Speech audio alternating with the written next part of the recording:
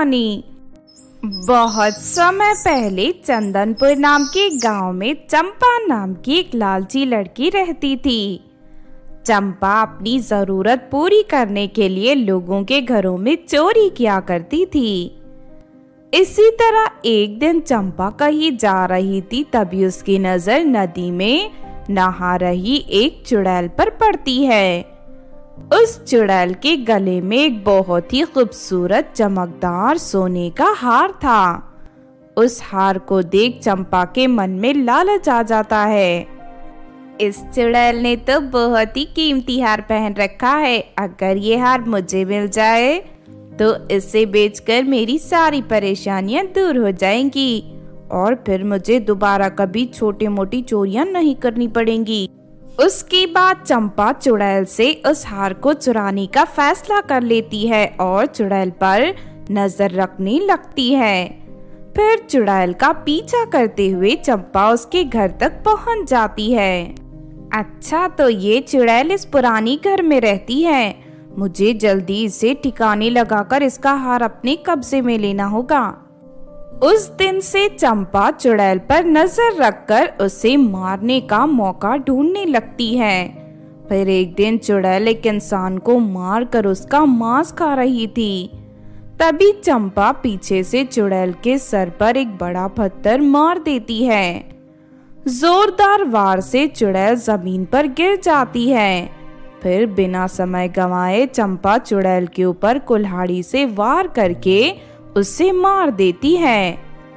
चंपा उस चुड़ैल की मौत पर बहुत खुश होती है और उसके गले से कीमती हार निकालकर अपने गले में पहन लेती है।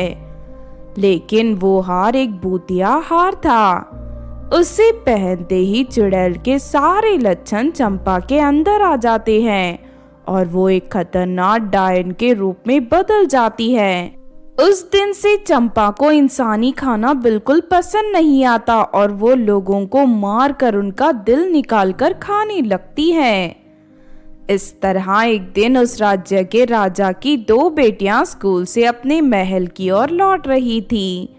तभी रास्ते में चंपा डायन उन्हें देख लेती है। मैंने आज तक कभी छोटी लड़कियों का दिल नहीं खाया, आज इन दोनों को मार कर मैं इनका दिल खाऊंगी।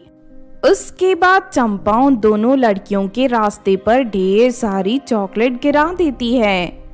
चॉकलेट को देख दोनों बहनें खुश होकर चॉकलेट उठाने लगती हैं। लगता है यहाँ से कोई चॉकलेट फैक्ट्री की गाड़ी गुजरी थी, उसी में से इतनी सारी चॉकलेट गिरी हैं। जल्दी जल्दी सारी चॉकलेट समेट कर अपने बैग में भर लेते हैं, फिर महल जाकर मजे से खाएंगे। दोनों बहनें चॉकलेट उठाती हुई जंगल की ओर पहुंच जाती हैं। तभी मौका देखकर चंपा डायन उन दोनों को पकड़ लेती है और उन्हें अपने कांधों पर उठाकर जंगल के बीचों बीच ले जाती है। फिर चंपा डायन उन दोनों को एक पेड़ से लटका देती है। देखो, हमें छोड़ दो, तुम नहीं जानती हम यहाँ के राजा की बेटियां हैं। अगर तुमने हमें कोई नुकसान पहुंचाया तो हमारे पिताजी तुम्हें नहीं छोड़ेंगे। खामोश हो जा लड़की, मैं किसी से नहीं डरती। आज रात को मैं तुम दोनों को मार कर तुम्हारा दिल खा जाऊंगी। उधर दूसरी तरफ अपनी बेटियों के लापता होने से राजा बहुत चिंतित हो जाता है। राजा के सिपाही दोनों राजकुमारियों को ढूंढने की बहुत कोशिश करते हैं, लेकिन उन दोनों को कुछ पता नहीं चलता। फिर राजा एक जादूगर की मदद लेने का फैसला करता है। जादूगर अपनी जादुई गोले में देखकर दोनों राजकुमारियों को ढूंढने लगता है। तभी उसे डायन के कब्जे में वो दोनों राजकुमारियां दिखाई देती हैं। मैंने दोनों राजकुमारियों को ढूंढ लिया है महाराज, जल्दी मेरे साथ चलिए। फिर जादूगर राजा और सैनिकों के साथ डायन के घर के पास पहुंच जाता है। डायन को देखते ही सारे सैनिक उसे घेर लेते हैं। फिर जादूगर आगे बढ़कर चंपा डायन के गले में मौजूद हार तोड़ लेता है। हार के टूटते ही चंपा अपने असली रूप में आ जाती है। अरे ये तो एक साधारण लड़की है। इसने चुड़ैल का भूतिया हार पहन रखा था, इसीलिए ये खतरनाक डायन बन गई थी। फिर अपनी जान बचाने के लिए चंपा राजा के सामने गिड़गिड़ाने लगती है।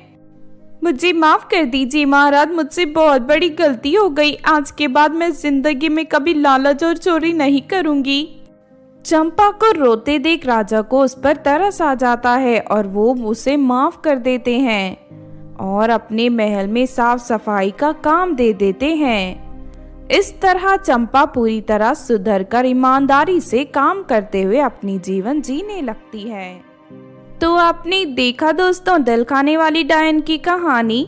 इस कहानी से हमें ये सीख मिलती है कि लालच हमेशा इंसान को बुरे रास्ते पर लेकर जाता है, इसीलिए हमें कभी भी किसी चीज का लालच नहीं करना चाहिए और हमेशा ईमानदारी और सच्चाई के साथ अपना जीवन जीना चाहिए। अगर ये कहानी आपको अच्छी लगी हो तो ज़रूर लाइक करें और हमारे चैनल को सब्सक्राइब भी कर लें। और हाँ दोस्तों, हमें कमेंट करके ज़रूर बताना कि आपको कहानी कैसी लगी।